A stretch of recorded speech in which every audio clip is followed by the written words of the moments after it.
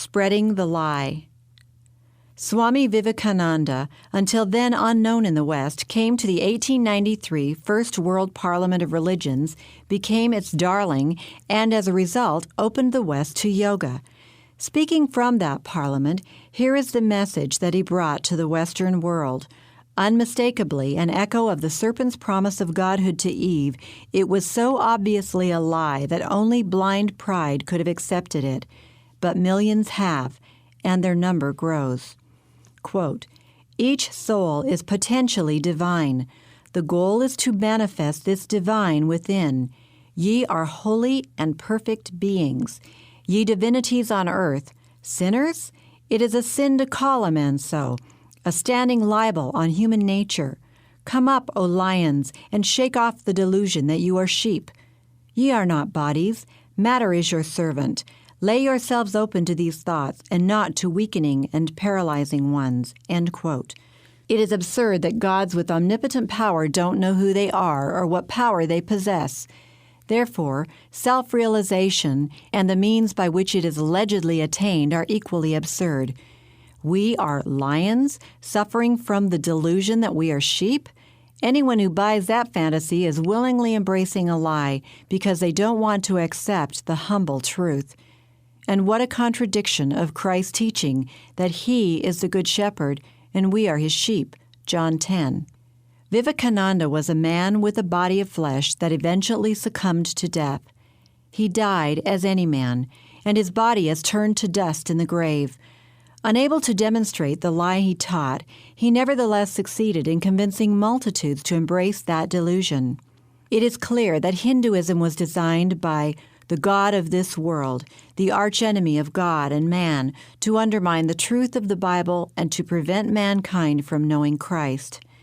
Hinduism, however, doesn't usually oppose Christ openly, but subtly. It embraces Him as one of the great masters, turns our Lord into a Hindu avatar. Here was the false Christ offered to the world by Paramahansa Yogananda. Quote, "The three wise men who came to worship the Christ child hailed from India and named him Isa, a Sanskrit name that became Jesus in the Bible. The star they followed was not a physical celestial body, but in the spiritual eye located between the eyebrows, which they accessed through deep meditation. Jesus traveled to India, where he practiced yoga meditation with the great sages during his lost years from age 13 to 30. Yogananda's book, The Second Coming of Christ, The Resurrection of Christ Within You, offers the deeper meaning of Christ's teachings and their essential unity with yoga, one of the world's oldest and most systematic religious paths to achieving oneness with God. The quote continues, "The book, the first detailed interpretation of the four Gospels by a Hindu, aims to recover what Yogananda believed were major teachings of Christ, lost to institutional Christianity, that every seeker can know God by direct experience through yoga." End of quote. Jesus practiced yoga with the great sages? Then he must have had a guru, and he would have been under the obligation to pass along the teaching in his guru's name, as do all of the yogis who have come to the West. Instead, far from saying that he had been sent by any guru to teach yoga, Christ declared that his Father in heaven had sent him to die for the sins of the world. That term angered the rabbis, and none of the gurus understood it.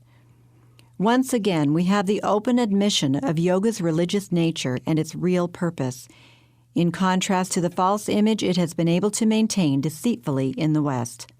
And we have another proof that the claims made for yoga are false. Those who are willing to lie about Christ cannot be trusted in anything else they say.